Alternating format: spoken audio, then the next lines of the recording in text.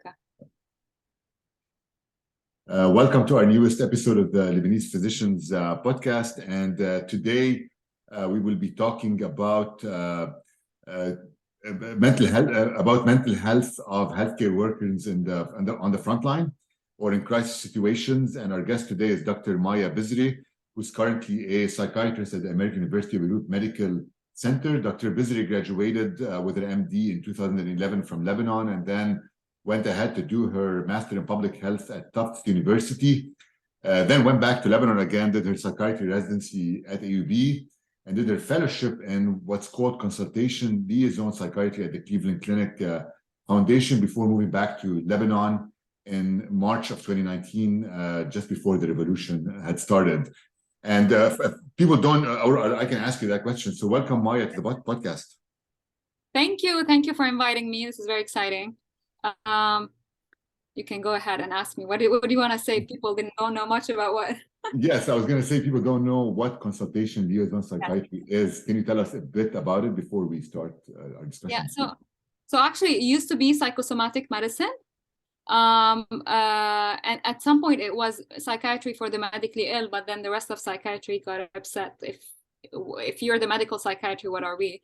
And so it became called psychosomatic medicine. And then in 2018, it became consultation liaison psychiatry. So basically it's anything that is at the interface of the brain and the body as a condition, as a syndrome. So, and it has different subspecialties even within it. So you have psycho-oncology, transplant psychiatry. It's the psychiatrists that see the delirium. Is the psychiatrist that does inpatient consultations on the medical wards, and it's an interesting field because you get to be very involved in the medical world, but also you get to be involved with other colleagues, other healthcare workers. It's very multidisciplinary. Yeah, because also you're looking at the mental health of other healthcare workers at that time. Exactly. So basically when you moved back in March of 2019, it was before the revolution started in Lebanon, before the financial crisis, and before COVID hit. Right. So I'm going to ask you a couple of questions then. What are you doing at AUB right now, and how were you dealing with the situations of the revolution and COVID, especially taking care of the healthcare workers working with you at that time? So it's an interesting question because so So I started into March 2019. Things were going great. We started a CL service. Like it was ongoing, but it was never really very standardized. And we started CL is consultation liaison service with rotations for residents, for students. We did a few changes in the policies around delirium in the hospital and the protocols. We launched the first psycho-oncology program. We were very excited about things. And then things went downhill a bit in the country in October 2019. And so just for people to be reminded, October 2019, the revolution started.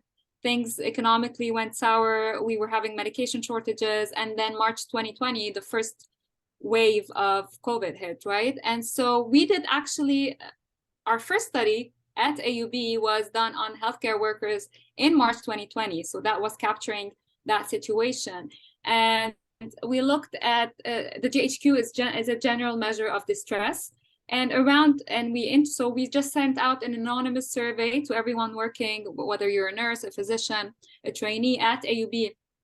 And it showed that 30% had severe distress, a high risk of acute distress, but also so 60% had a high risk of acute distress, if I remember correctly, and then 30% were at high risk of PTSD. So they were not diagnosed, but they were at high risk of PTSD at the time. And it's very interesting because at the time we also saw that those that had it didn't matter if you had a prior diagnosis of a mental health condition. You were just equally at higher risk, as at higher risk of having PTSD than anyone else, compared to anyone else. And so what the Department of Psychiatry did at the time, COVID changed things for everyone, not just AUB, but what we did at the time is we launched 2 COVID acute trauma initiatives. One was to deal with patients that were affected with COVID, but another one was a group support for our frontliner colleagues, mostly people that wanted to learn more about skills they could apply for burnout and everything else. But what's interesting, can I just add something here? What's interesting is after we repeated the study after 2020, after the August blast, and we did it on a larger scale. So across all hospitals in Lebanon, it's an online survey that was sent. We had around 500, a bit more participants, and we had a higher rate of PTSD, which is a bit unusual. I'll tell you why. A higher rate of PTSD. We repeated it in December 2020. In December 2020, we had a high rate of PTSD, around 40%, and 75% of those showed willingness to migrate, to leave Lebanon. But also, it was not related, and that's interesting, it was not related to the economic situation. So it was not related to their income. This was the proxy that we used. So whether you were still having a higher income or a lower income, or you had a lower income, the only thing that was correlated with their willingness to migrate was having a higher being at risk for PTSD, so their mental health condition. I think I went off topic a bit, but that's what I usually do. No, it's not off topic, but that's interesting because that could have been related to the explosion in August 2020. I think that led to some of this. It was not the economic situation or the money that wanted people to migrate. It was more the insecurity, I guess, the security situation. Right.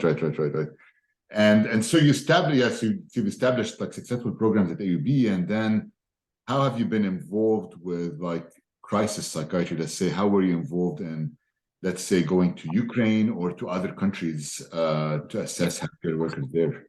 It's actually very interesting.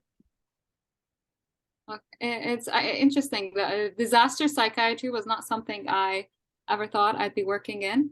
But what happened is, because we published things around the blast time, we published on the mental health of students, of healthcare workers. And I was already very familiar with MedGlobal because they're very active in mental health in Lebanon. So MedGlobal is an NGO that is based out of Chicago, but it operates, I think, in every disaster setting you want to think of. They're in Yemen, they're in Syria, they're in Ukraine, they're in Gaza, they're in Sudan. They're everywhere, and they're really very active. They offer both humanitarian aids, but do medical missions as well. And so, I advocate for them freely because I think they're amazing. They're not political. They're just there to help out and to offer capacity building services. And so what happened at the time is I'm familiar with their work in Lebanon, and I met their country representative, and they were interested in having so in October 2022, because they were found they were among the first NGOs that were on the grounds in Ukraine when the conflict started. And so the Ministry of Health in Ukraine in October 2022 had sent out a request to them specifically to train healthcare workers in trauma-informed care. What that means is basically training non-mental health providers or providers that don't have any mental health background in dealing with patients that have been exposed to trauma, but also in avoiding burnout, secondary traumatic stress, vicarious trauma, whatever you want to call it. And so things happened by coincidence, just because I had been working in Beirut in a disaster low resource time, I would say, and they wanted someone that would have that experience. So I worked closely with colleagues out of UIC in Chicago, and we developed over 6 months 4 modules that were. Do you want me to talk about them or not really? You go ahead and talk about them. Yeah, it's good. So we actually tackled things a bit differently because we didn't. So most of what people have been doing in trauma settings is something called psychological first aid, which is basically how to deal with acute trauma in the first hours or weeks after any trauma. And really, this is being covered by most of the NGOs on the ground. And not that that is not needed, but I don't think that is enough. And so we addressed first burnout at an organizational level. So our first modules trains organizational leaders, supervisors in how to really because you want to look at burnout as a systems problem. You can't tell providers to really take care of their health if the system doesn't allow for it. And so that was our first module. Our other two modules are so that module was more related to like the regular day-to-day work of healthcare workers and administratively, yes, exactly. Administratively, changes they can do, just informing organizational leaders about how to measure burnout in their organization, what are measures or KPIs they should be looking at, and what symptoms they should be looking at, and what are changes they can implement. And so the second and third modules were really for healthcare providers themselves, both for how to self-care basically, but also how to care for your colleagues. How do you have that conversation if you see that your colleague is being a bit burnt out, getting more irritated, getting angrier, showing up a bit later than usual, maybe coping with substance use? How do you have that conversation with them?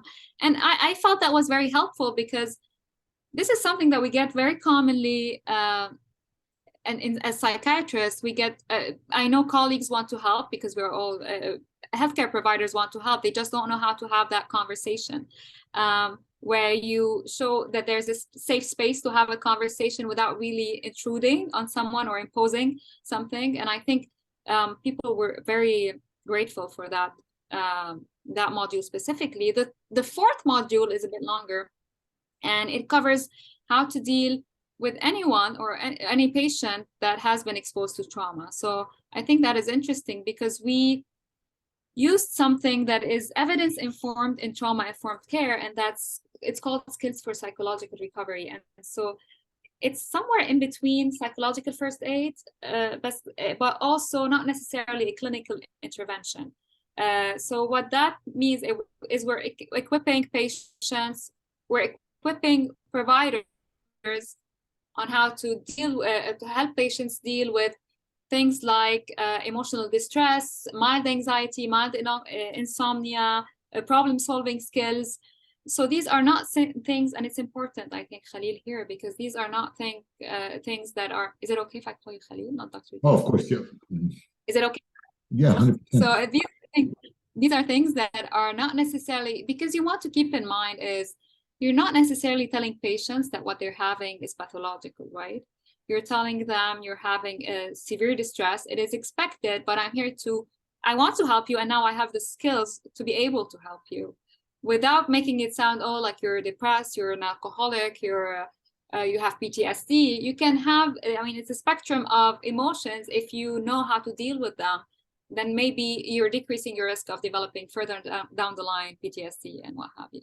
Does that make sense? It makes a lot of sense. So basically what you do here, these modules were developed to deal with, let's say, emotional distress situations for patients and for healthcare providers in any setting, and not necessarily in like a war setting or a crisis setting in that case. Exactly. And these are evidence informed. We didn't reinvent the wheel. We just translated it to Ukrainian. We had a fantastic interpreter, because they were not found in Ukrainian. And we piloted it in this past March 2023 in Lviv. And okay, so basically, before we go on to that, so basically what you've done is you've developed these modules to deal with burnout for healthcare workers and with patients in any setting. But then you decided, why not try these modules and try this process in a crisis setting or a war setting such as Ukraine? Well, we developed them in a crisis setting, but we kind of tweaked it a bit and inserted the war element into it, because you can't tell someone that is having no electricity, or self-care, you have to have an hour throughout your day to go exercise at the gym. You have air raids, you have air sirens, you have curfews, so these are not really applicable to a war setting. So we kind of tweaked it a bit, so it would be something that trainees would be able to apply actually and implement. And a huge part of the modules is practical. And I'll talk about how we piloted it if you want in a bit. Yeah. So basically, let's start with, like, you're working with MedGlobal, and then you decided, all right, let's pilot it in Ukraine, and that's when you went there, I guess, in March 2022, right? So can you tell us a bit about the story? Like when you arrived there, where did you go? Did you go to a hospital or to a? Interesting. I think I get that. I get asked about that a lot. I landed in Krakow in Poland.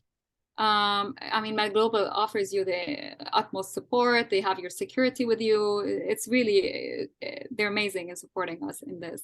And so you land in Krakow, and then it's a 10-hour drive to Lviv.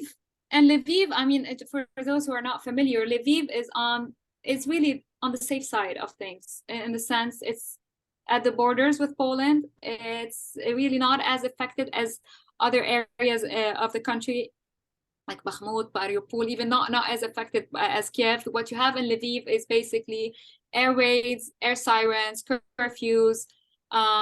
You see a lot of internally displaced patients, and I think that's something that I learned, and I'll tell you about this. And so I arrived there. I had to wait for my security brief, and then obviously MedGlobal had picked a hospital to collaborate with to implement this in, and it was a big children's hospital because it was the largest hospital there. We went for trainings 5 days a week. You had to come back a bit early because of the curfews. It was, you know what I would say? It was, Lviv is like Beirut in the 90s. You had conflict, but not really. Regular life is going on as well. It's a bit of there's some cognitive dissonance there, because you see people out and having dinner and just buying, my first day there, the cab was taking me to the hotel, and I see a bridal boutique shop that is open, and then someone buying flowers, and I'm like, what is this, a war setting? Is this where I'm going? I think like it's regular life. And then there's some cognitive dissonance, because like 2 minutes later you get these air sirens and air raids, and you have to go down to the shelters. And the hospital I was in had beds, so we were giving in the shelters, Malja, in the lectures for the area. And they had beds. I mean, I have a picture somewhere. They have beds. It's a pediatric hospital. They have like beds with toys that are in what used to be a swimming pool in the basement. So I think that was just interesting to see. Yeah, so it's an interesting experience overall. Yeah. So basically, you were in Lviv. Life was going on regularly, but you went to the hospital and worked, I guess, with pediatricians over there, right? So they were mostly nurses, actually. So what we made sure was that the trainings were not mandatory, because we were piloting it. You really want people that are engaged, that are interested in learning these skills, but also that would give you feedback, which we were currently changing our modules based on that feedback.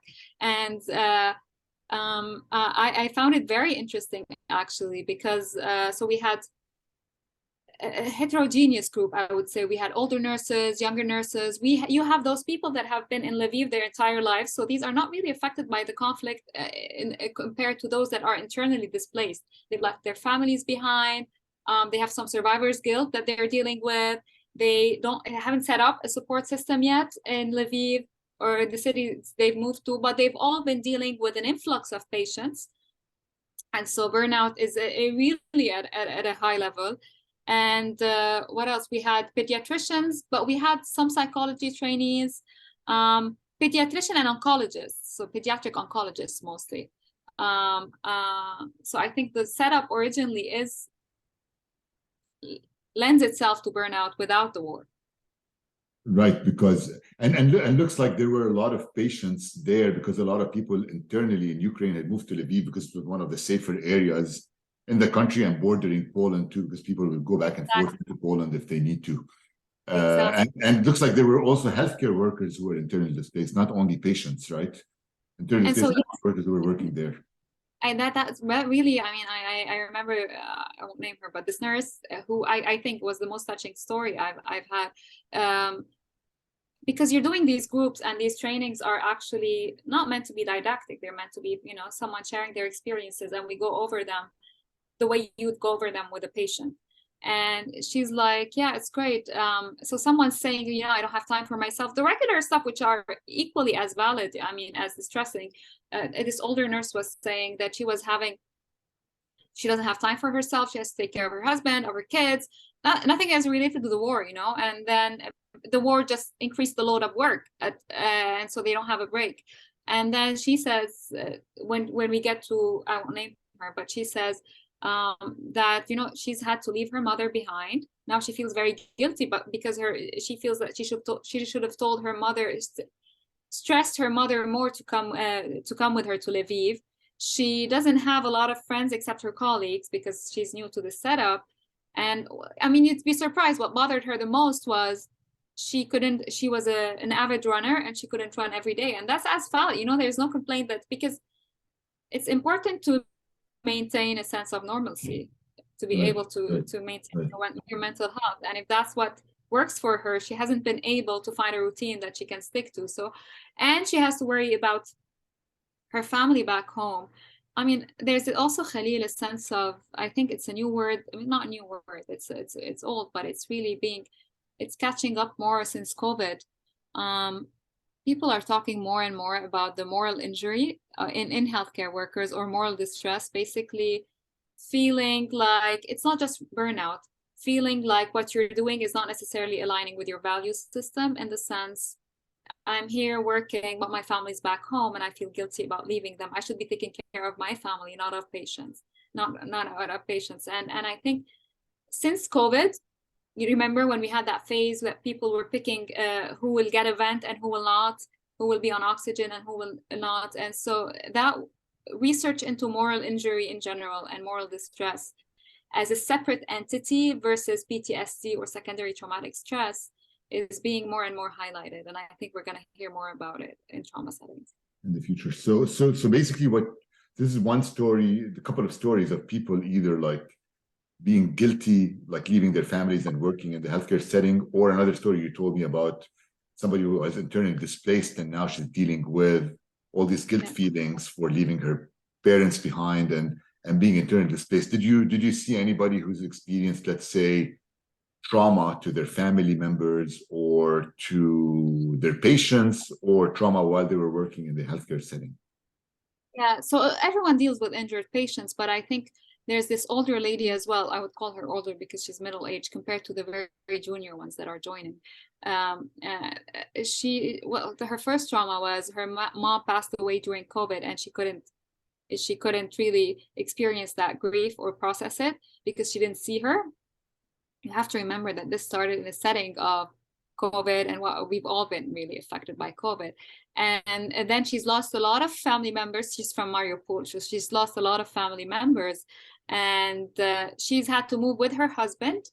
And really, everyone talks about the disconnect they're feeling when they're getting to Lviv, because life is going on as like people are having regular lives, and they don't feel as connected to their colleagues or their jobs. And you don't want this. And someone spoke about having negative feelings, negative feelings towards their colleagues, because they felt that, you don't get to whine, you don't get to complain, you still have your family.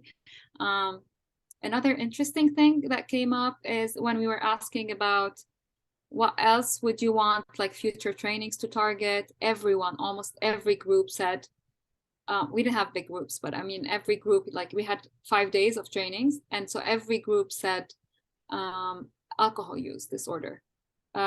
People were coping more important. So impaired physicians, impaired nurses. And I think that's something that I had not foreseen, which is a shortcoming from my end, but I had not foreseen that, and I had not really read about it a lot.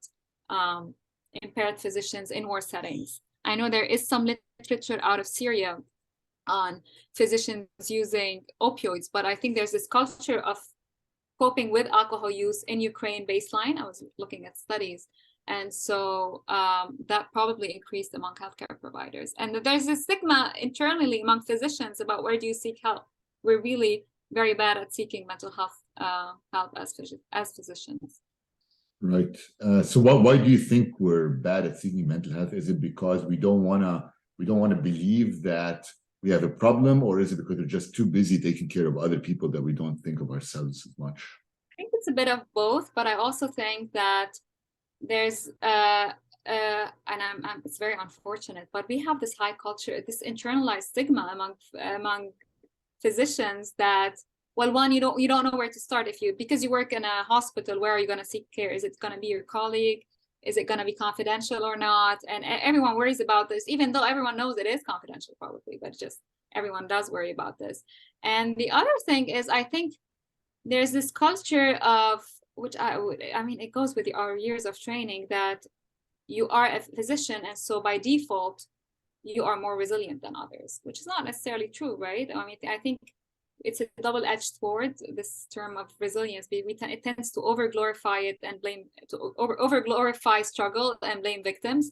Actually, Khalil, if you looked at disaster psychiatry, the Institute of Medicine doesn't really stress treating disorders such as PTSD or depression or anxiety, but more as it's really urges people to, after post-disaster, address what they call disaster behaviors, meaning maybe increased substance use, impaired sleep, some mild anxiety that is not necessarily a disorder, but it's really gonna be impairing.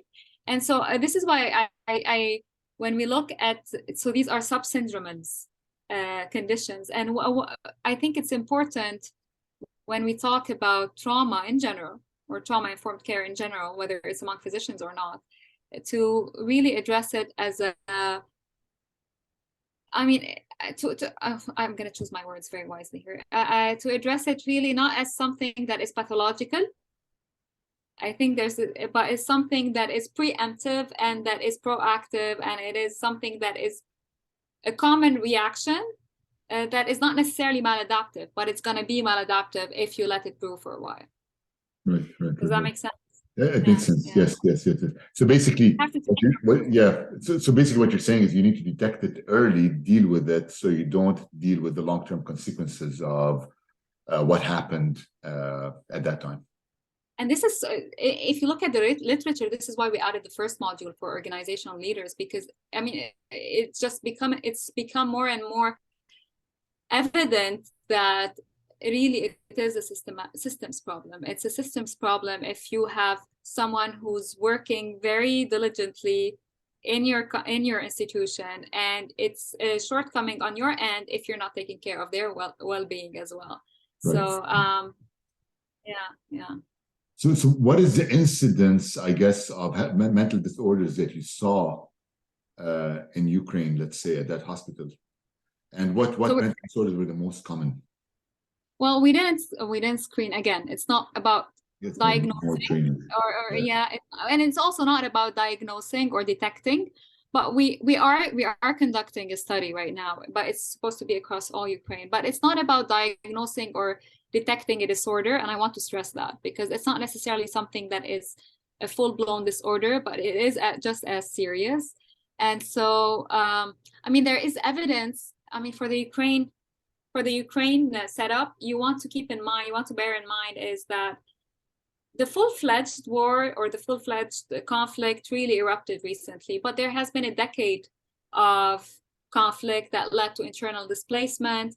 And so even prior to that, the WHO had a report that said, I was doing my lit review, it had a report that said that 21 to 27% of people will develop some form, we're at high risk of PTSD.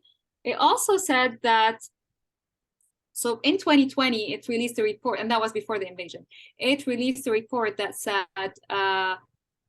I think the average rates of suicide I'm probably, wait, I'll look it up. The average rate of suicide was triple the global average in Ukraine for estimates. And they had a higher risk of depressive disorder, but also alcohol use disorders than average. And you want to keep in mind that overall, so this is for Ukraine pre-conflict, well, pre-full-blown conflict. But also you want to keep in mind that in general, overall in conflict settings, 22% of the population as a whole is at higher risk of severe mental disorders. And so if you translate that into Ukraine, and that's in the WHO report, it's a population of 44 million. So you have around 9 to 10 million people that will have some form of mental health problem, with around 4 million of those having severe mental illness. And so that is clinically disabling. And so I think the mental health needs of any conflict setting, but specifically in Ukraine, are just going to increase. And usually the curve, there's a famous curve in disasters. So I talk a lot, so feel free to interrupt me at any point. If you look, there's this famous curve in trauma, in disaster psychiatry, around the psychological reactions of a community. And we tend to say that, the risk of PTSD or depression or what have you decreases after the first year. But I don't think that's necessarily true in the case of ongoing conflict. I mean, it's not a blast, it's not an earthquake, it's not a hurricane, it's ongoing stressors.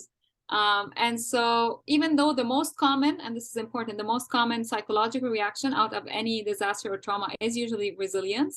Most people will be resilient.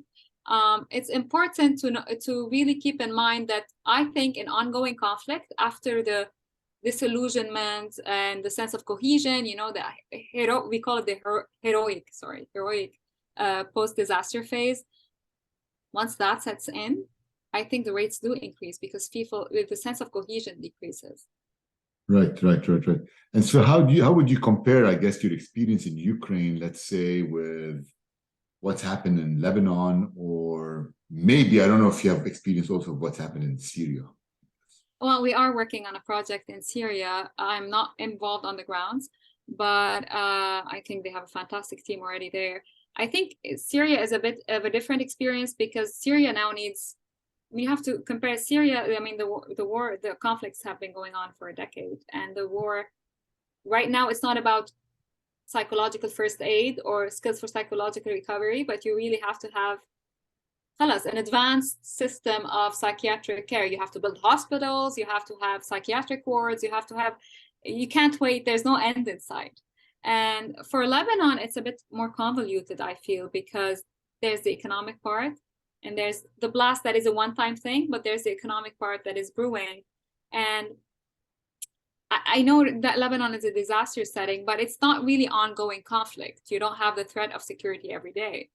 So I think the population has somewhat adapted overall as healthcare providers. And I think all this, how that would compare to Sudan, I would say, I think it's important to keep in mind what I just said. I think that as psychiatrists, if you want to work in trauma settings or disaster settings, you have to keep in mind that you're not necessarily pathologizing or diagnosing or screening or treating disorders, but you're really, in terms of capacity building, you're equipping an already fragile healthcare system that is working at capacity, which is what happens you're equipping it with basic skills to prevent disorders later on.